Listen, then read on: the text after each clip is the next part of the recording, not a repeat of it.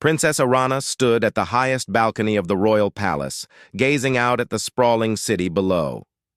The golden light of the setting sun bathed the Zorathian landscape, casting long shadows over the marble structures. Her heart, however, felt as cold as the stone walls around her. Despite the grandeur of her empire, despite her title as the heir to the throne, she was completely alone. Arana's beauty was unmatched.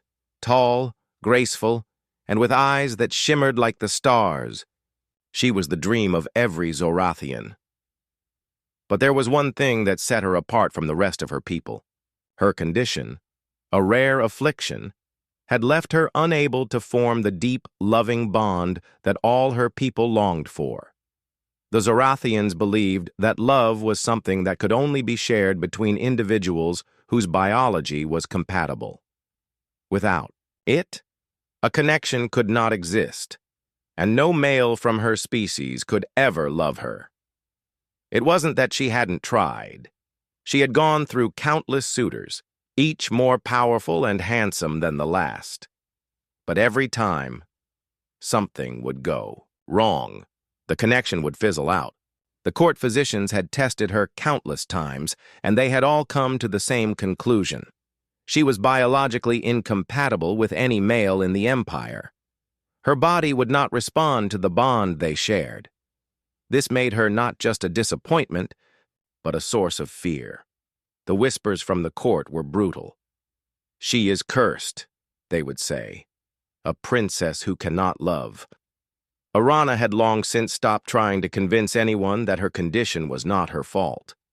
She had learned to ignore the mocking glances, the way people would look at her with pity or fear. But the silence of her own heart was a constant companion.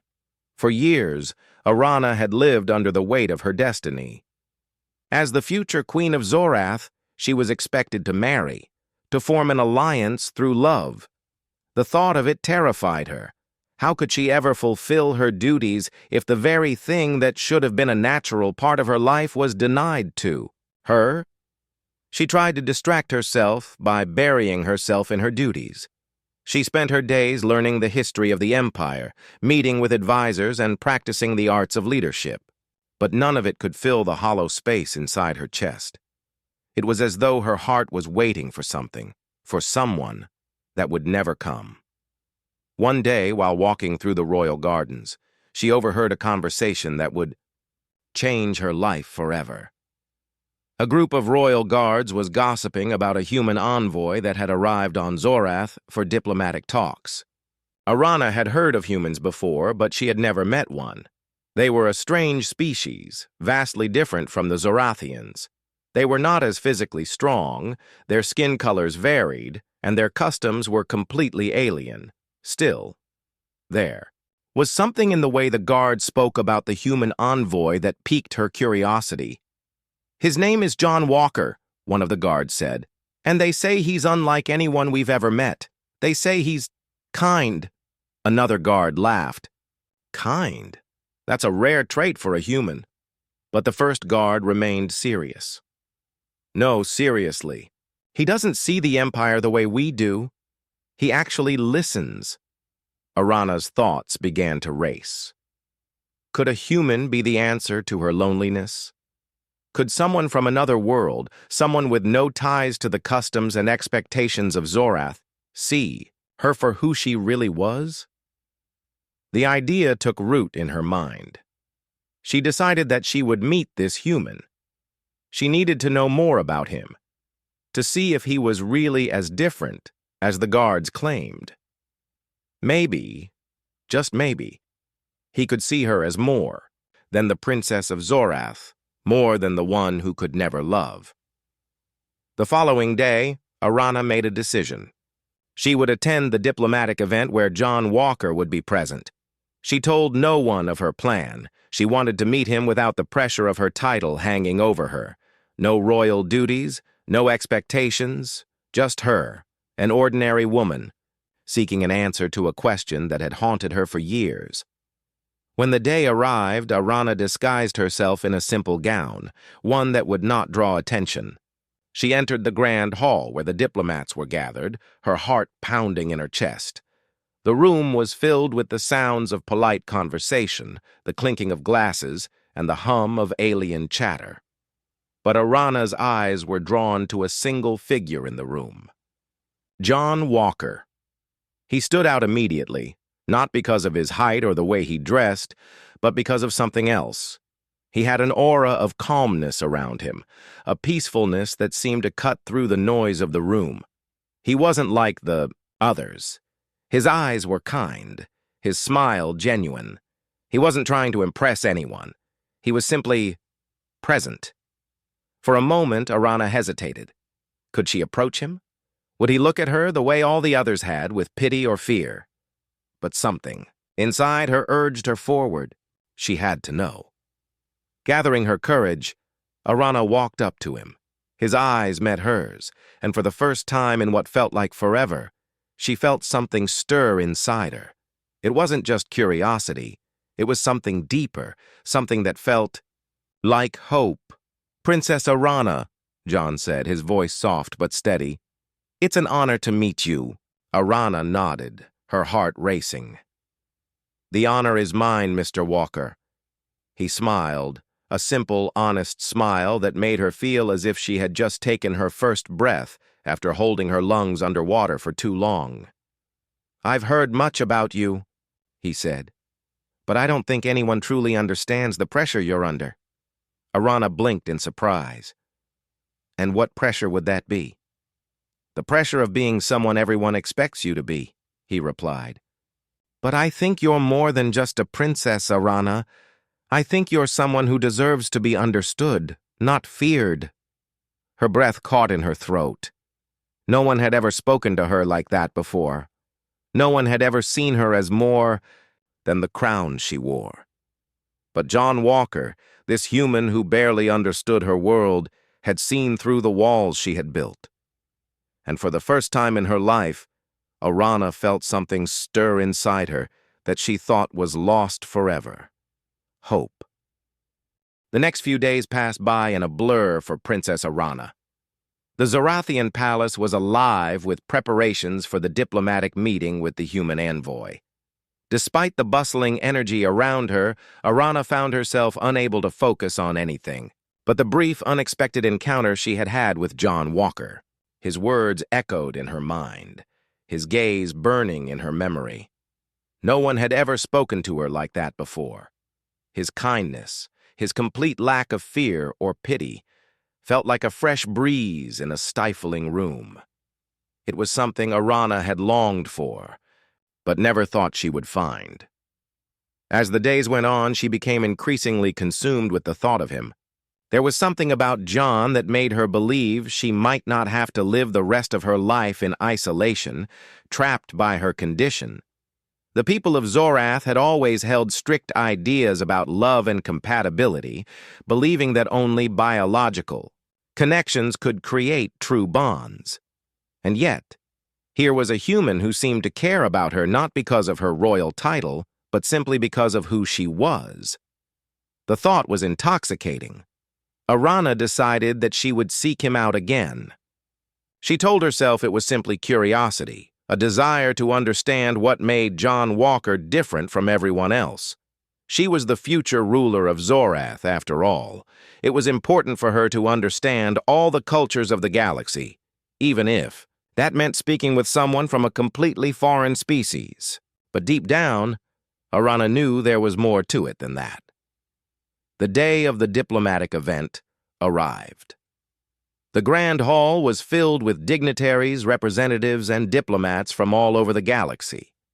The air was thick with the scent of exotic perfumes and the hum of quiet conversations.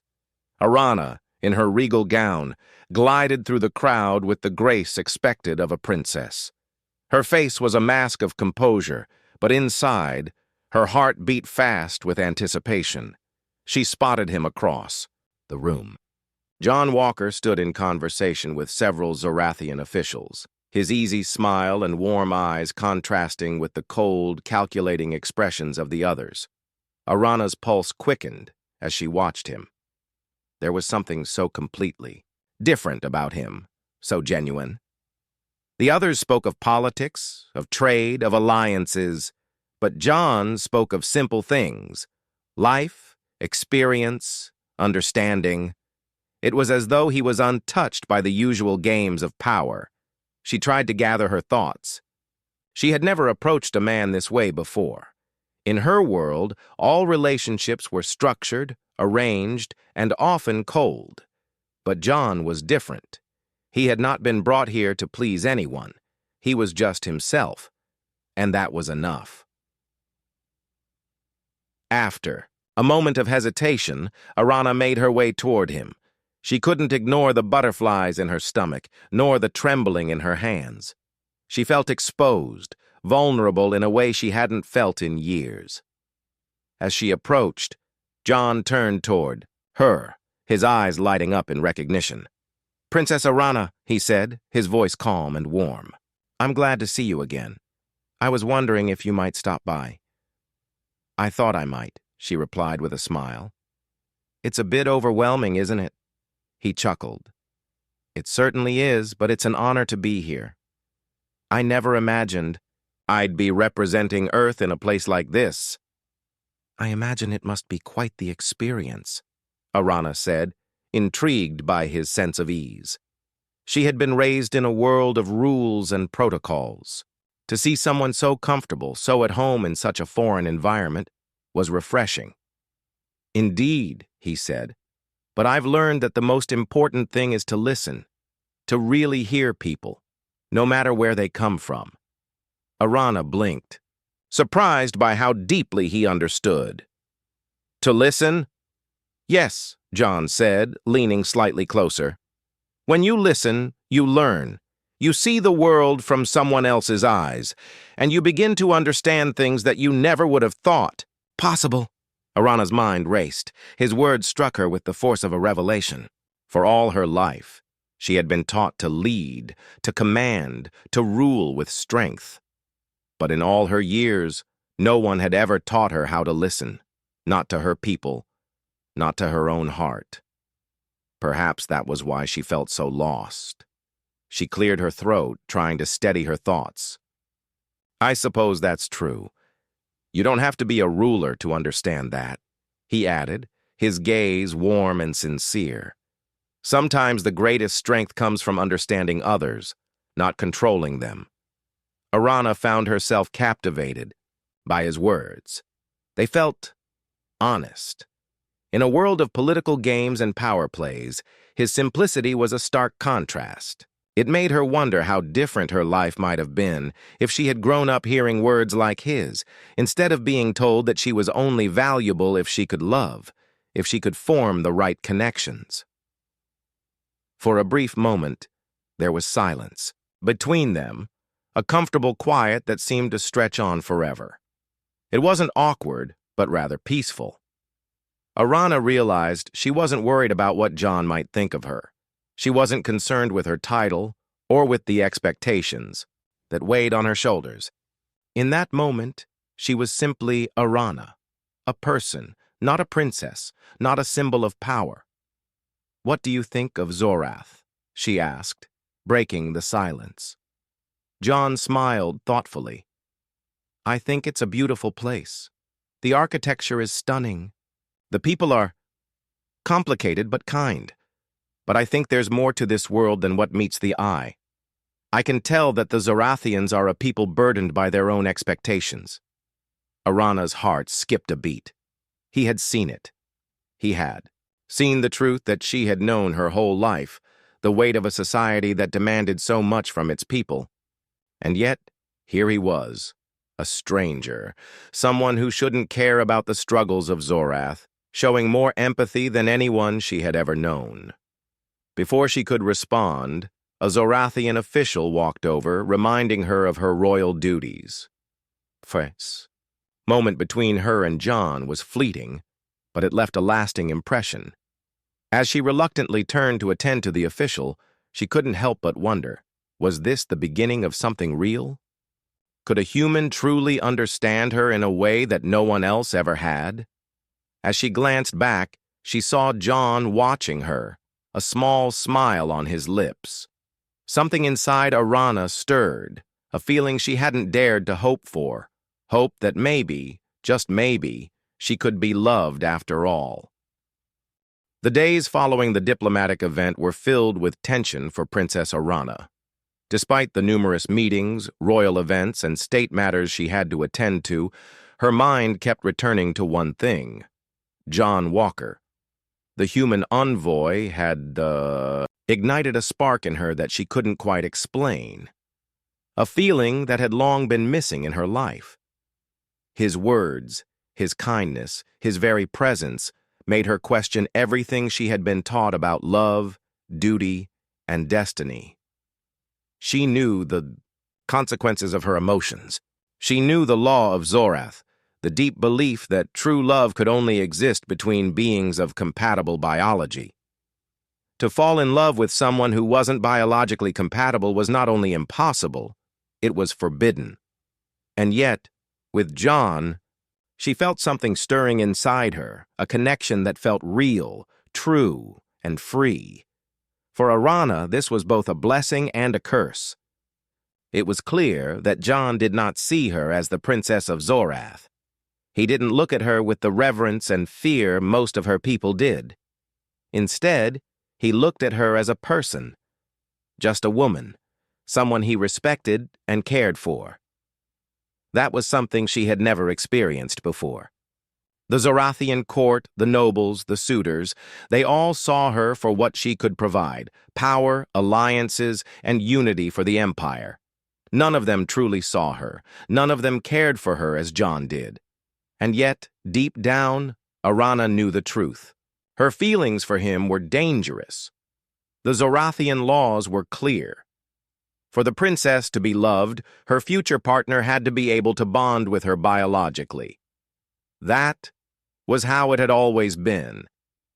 Her condition, her inability to connect in the way her people expected, had always marked her as different, as something to be pitied. Arana's frustration and isolation were not just personal, but political. Her inability to form a proper connection with a suitor had put her position as future ruler of Zorath in jeopardy. The thought of her people, knowing that she had grown, fond of a human, an outsider, was too dangerous to even consider. Still, she found herself drawn to John in a way she couldn't resist. After their brief conversation at the diplomatic event, they began meeting more often. John, it seemed, had also been thinking about her. He would send small, thoughtful gifts to her chambers, things that showed he had been paying attention to her interests. A rare book on Zorathian history, a hand-carved necklace from Earth, a simple but beautiful flower from a distant planet. They were small gestures, but they meant the world to her. No one had ever made her feel so seen, so understood. Their meetings began as casual conversations, but they soon grew more personal. John was always respectful, always kind. He asked about her hopes, her dreams, things no one else had ever asked. He didn't expect anything from her, no royal duty, no alliance. Just her. For the first time in years, Arana found herself laughing freely, talking about things that mattered to her, things that weren't about the empire or her title. It was like breathing fresh air after being trapped in a suffocating room. One afternoon, after a long day of royal duties, Arana found herself sitting in the palace gardens, waiting for John. She had invited him to join her there, knowing it would be a quiet place away from the prying eyes of the court. The warm sun rested on her skin, but her mind was heavy with conflicting thoughts. Her heart ached at the thought of how this relationship might end, if it ever even truly began. She had to remind herself that her duty to her people came first. The Zorathian Empire needed her to marry someone who could unite the species and secure the future. But then there was John. His presence was like a whisper of hope in a world that had grown dark and lonely. When John arrived, he looked every bit as relaxed as he always did, a quiet confidence in his step. He smiled at her warmly as he sat down beside her. I'm glad you asked me to come. It's nice to have a moment of peace, he said, his voice soft and inviting. Arana smiled back, grateful for his calm presence. It's hard to find peace. Here, isn't it? She said, gesturing to the grand palace that loomed in the background.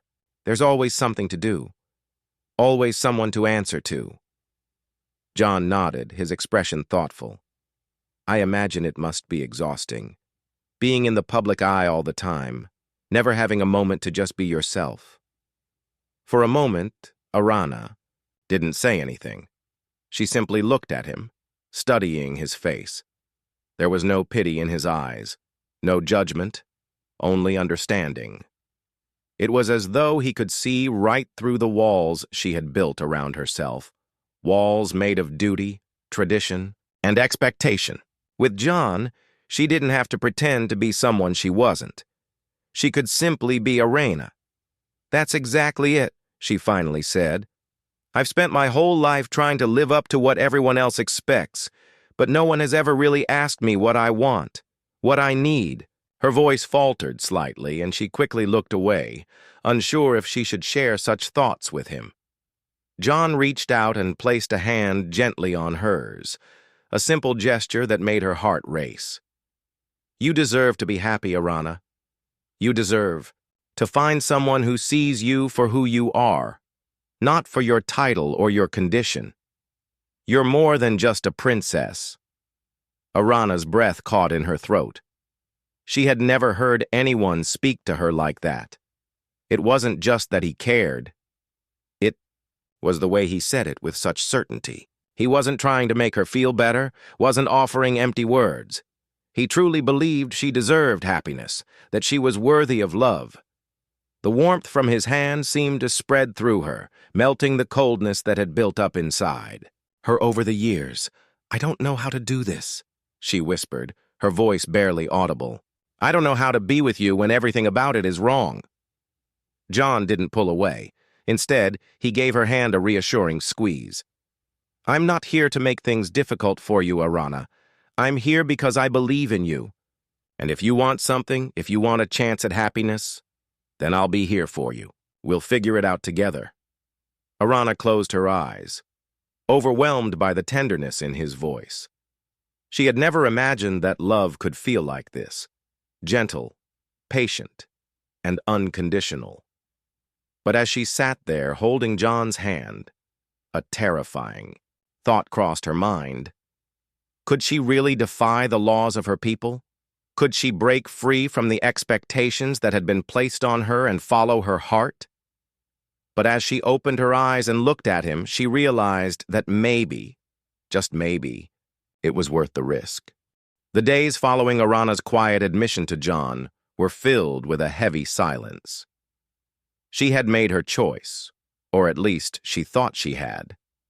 There was something inside her that longed for John, longed for his kindness, his presence, and the way he made her feel like more than just a princess. But Arana knew better than to let her heart completely guide her decisions. Her people, her advisors, the entire empire, would never accept her choosing a human, especially one who could never bond with her in the way the Zorathians believed was right. Her heart was torn between what she felt and what she knew she must do. Every day her thoughts returned to the same question. Could she really follow her heart and risk the very stability of the empire? The whispers around the palace were growing louder. The Zorathian nobles had caught wind of her secret meetings with John, and they weren't pleased. The palace was full of gossip and fear, and it wasn't long before the royal council demanded a meeting with the princess. Arana knew what this meant. They would not allow her to continue seeing John. They would not allow her to act outside the bounds of tradition. One evening, as the twin moons of Zorath hung low in the sky, casting their silvery light across the palace grounds, Arana was summoned to the royal hall. The cold stone walls seemed to close in around her as she entered the room where the council had gathered. She could feel their eyes on her, their judgment heavy in the air. Princess Arana, began the chief advisor, Rylos, his voice stern. "You are the future of this empire.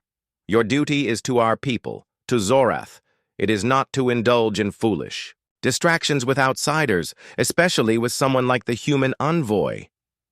Arana stood tall, her heart pounding in her chest. She had been raised to respect these traditions, to follow the will of the council, but today she felt a new strength inside her, a fire that had been kindled by John's quiet belief in her.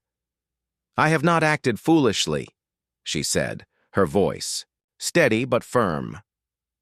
"I have spent my life following the rules set before me, but I am not merely a symbol of power. I am a person, and I refuse to live my life without knowing what it feels like to be loved for who I truly am." Rylos scoffed. "You are the princess. You are the future of Zorath. Your personal desires are irrelevant when it comes to the survival of this empire." "But is it not true that the survival of the empire depends on its people?" Arana replied, stepping forward. "The people need to believe in something real, something that goes beyond politics and power. I know that my relationship with John may be seen as impossible. But what if it isn't? What if true love can cross the boundaries of biology, of tradition?" A murmur rippled through the council, and Arana's heart raced. She knew that what she had just said was a direct challenge to everything her people believed. But she also knew it was true. John had made her feel more alive than she ever had before. He had shown her that love was not a transaction. It was not about politics, power, or bloodlines. It was about connection. And she would not give that up, not for the world. Rylos raised an eyebrow. "You dare question the laws that have stood for centuries?" "I question them because I believe in a better future," Arana said, standing tall and proud. "I am willing to fight for what I believe in, even if that means defying the traditions that have held us back." The council exchanged glances, their faces a mix of concern and disbelief. Arana could feel their judgment weighing on her, but she did not back down. She could hear her father's voice in her mind, telling her to be strong, to be bold. She was the future of Zorath, and it was time to step into her power. But then, to her surprise, it was not Rylos who spoke next. It was the voice of Lady Malus, an older woman who had long been known for her wisdom. Her voice was soft but filled with authority as she addressed the council. "Perhaps," Lady Malus began, "it is not our laws that are flawed, but our understanding of love. We are too bound by tradition, too rigid in our thinking. It is true that the biology of our people and that of the humans is different. But perhaps it is time to consider that love itself transcends biology." The room fell silent.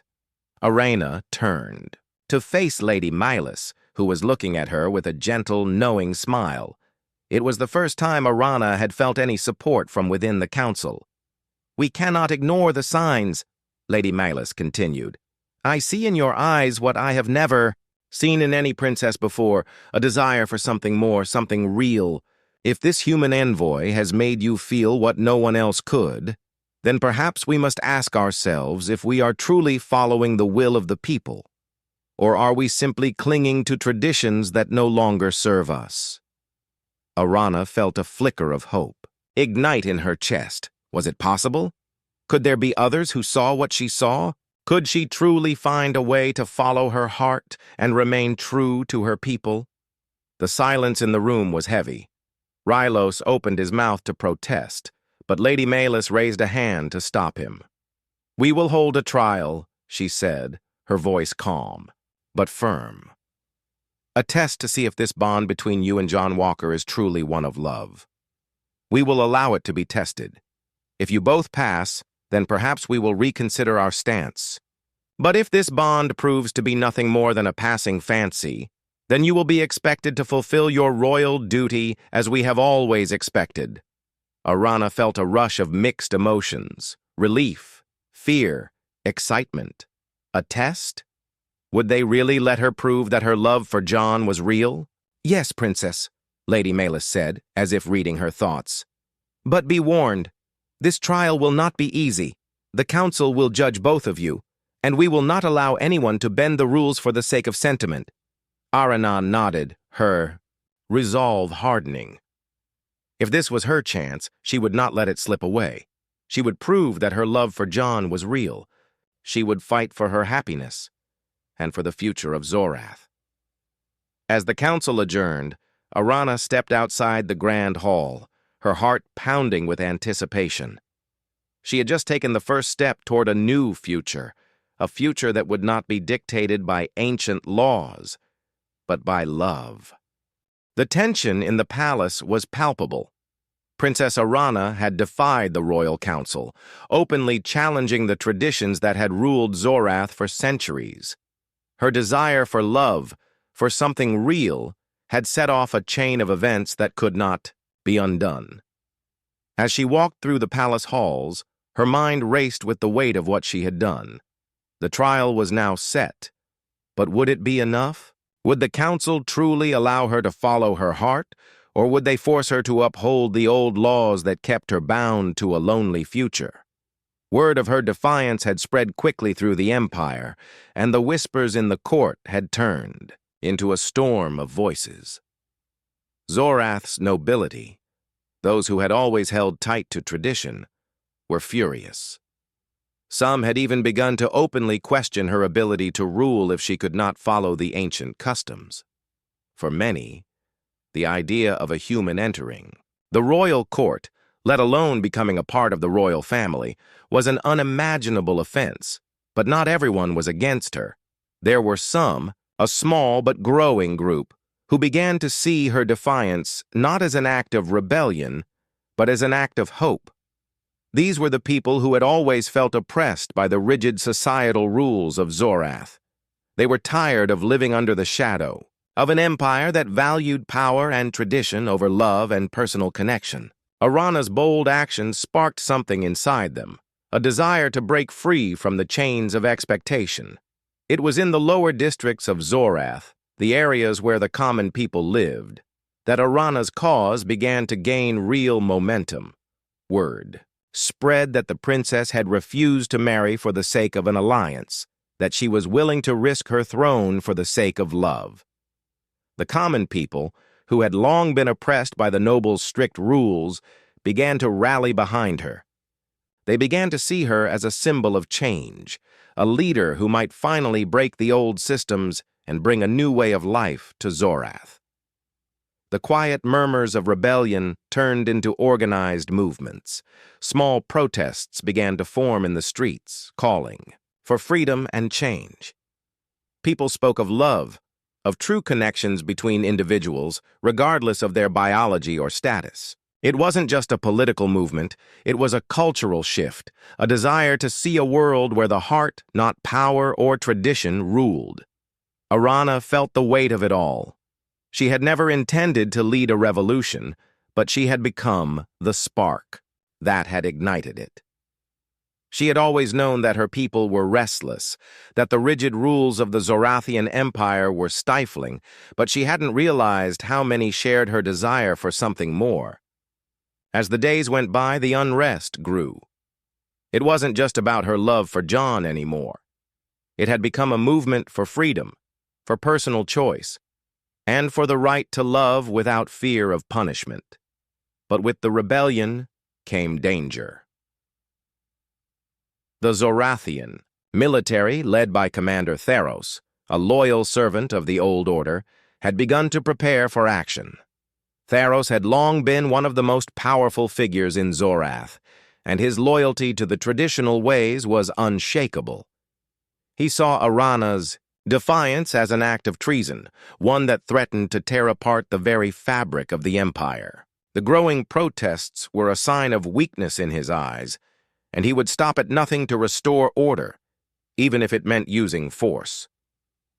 Arana's advisors, many of whom were still loyal to the old ways, urged her to retreat, to give in to the pressure of tradition and avoid further conflict. But Arana's heart burned with a new sense of purpose. She had come this far. She had already defied the council, and now she would not back down. She would fight for the love she had found with John. She would fight for the right to lead a world where love and freedom could coexist. She sent for John. He was waiting for her in the palace garden, as he had so many times before, a place where they could speak freely, away from the prying eyes of the court. When he saw her approaching, he stood, his face filled with concern. "Arana," he said softly, his voice filled with worry. "I've heard what's happening.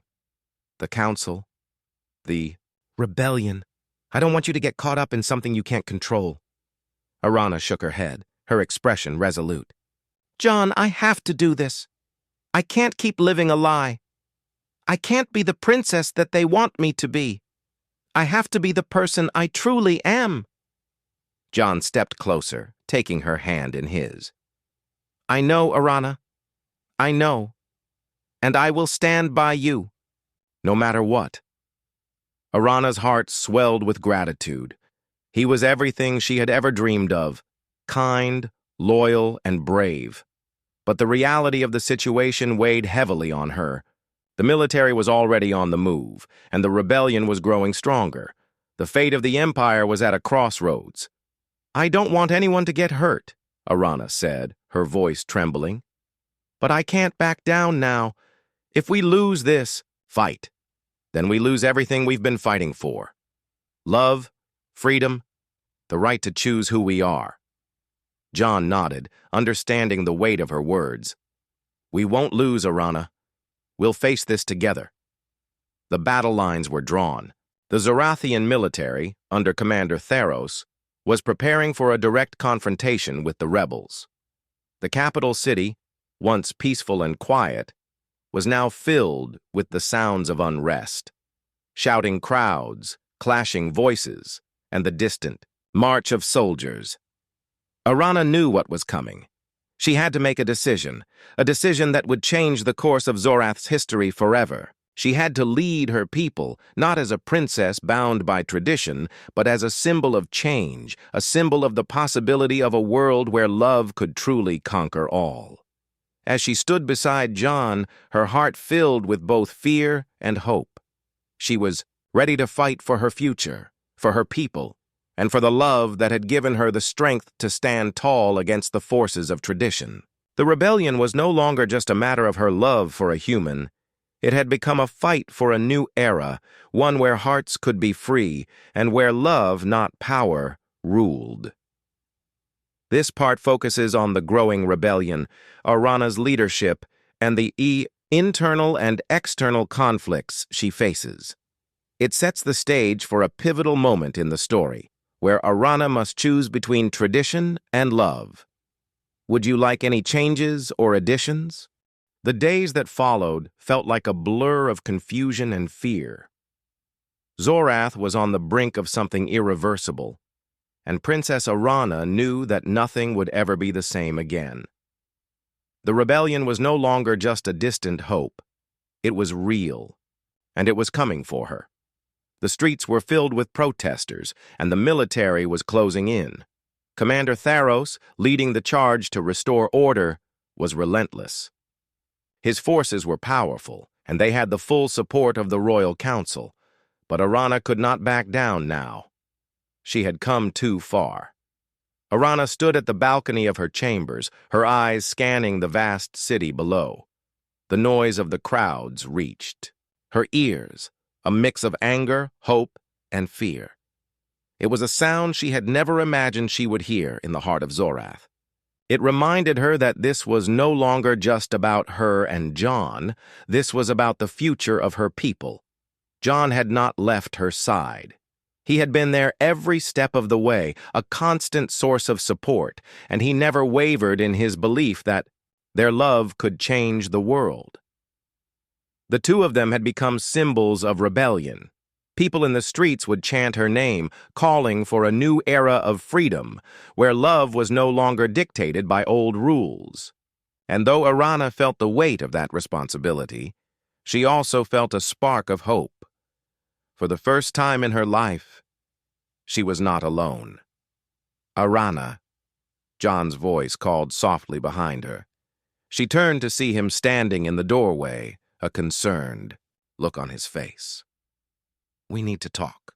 She nodded, stepping away from the balcony and turning to face him. Her heart tightened at the sight of him. His eyes were full of the same determination but also worry. He knew what was at stake. "I know," Arana said. "I can feel it. Things are moving quickly now. The Council is preparing for war. Theros will stop at nothing to bring us back under control." John crossed the room and stood beside her, his presence a calming influence. "What will you do, Arana? The people are with you, but the Council, Theros, they won't back down." "I don't know," Arana admitted, "but I know I can't go back. I can't pretend anymore. I've spent my whole life trying to live up to other people's expectations, and I'm tired. I've chosen a different path, and I have to see it through." She looked out at the city again, her mind racing. This was it, the moment of truth. Arana knew that she couldn't win this fight through force alone. The military, under Theros' command, was too powerful. But there was something else, something more powerful than weapons or armies. The people. The rebellion had grown not just because of her love for John, but because of what it represented. It represented hope. It represented change. "I'll make my stand here with the people," she said, her voice resolute. "I won't back down. Not now." John placed a hand on her shoulder, his touch warm and steady. "I'm with you, Arana, always. We'll face whatever comes together." As the two of them stood there in the quiet of the royal chambers, Arana made a decision. She would not let Zorath's future be shaped by old traditions that had held her people captive for so long. The rebellion had already begun, and she would lead it. Not just as the Princess of Zorath, but as a symbol of what was possible when people dared to break free from the chains of the past. That night, Arana made a bold move. She summoned the leaders of the rebellion, those who had supported her from the start, and met with them in secret. Together they devised a plan. It was a risky move, but Arana had no choice. The time for diplomacy had passed. If they were to change the future, they would need to act now. The plan was simple, a public declaration. Arana would stand before her people and announce that the old ways were no longer enough. She would call for the council to step down, to make way for a new government, one based on equality and freedom, not power and tradition. She would declare her support for the people and their right to choose love without fear of consequence. It was a bold move, one that could either unite the people or bring about her downfall. But Arana knew it was the only way forward. She had already made the choice to follow her heart. Now she would make the choice to lead her people into a new era. On the day of the declaration, the streets of Zorath were filled with anticipation. Crowds gathered in the main square, their faces a mix of excitement and uncertainty. News of Arana's decision had spread, and people came from all corners of the empire to witness the moment that would change everything. As Arana stood before the crowd, her heart pounded in her chest. She had always been poised and composed, as a princess, but today she stood as something more. Today she stood as a leader. The sun was setting, casting long shadows across the square, and the crowd fell silent in anticipation. Arana raised her voice, clear and strong, as she addressed the thousands who had gathered. "People of Zorath," she began, "I stand before you not as a princess, not as the future ruler of this empire, but as a woman who believes in the power of love. For too long, we have lived under laws that dictate who we can love, who we can trust, who we can be. I refuse to be part of a world that tells us what we can or cannot feel. I refuse to live in fear of following my heart. And I refuse to be bound by a system that holds us captive in the name of tradition." A murmur of approval rippled through the crowd. "We are not bound by biology, by bloodlines or by old ways," Arana continued, her voice growing stronger. "We are bound only by our hearts, by our desire for freedom, by our right to choose. The council, the military, they will not decide our future. We, the people of Zorath, will decide. And I ask you now to stand with me as we build a future where love, not power, reigns supreme." The crowd erupted into cheers, their voices loud and filled with hope. For the first time, Arana saw the people of Zorath not as subjects to be ruled, but as equals, as allies in the fight for freedom. At that moment, Arana knew that the future of Zorath had truly changed. The rebellion was no longer just a fight for love. It was a fight for freedom, equality, and a new world where everyone had the right to choose their own path. The council would no longer control them, and the dawn of a new era had begun.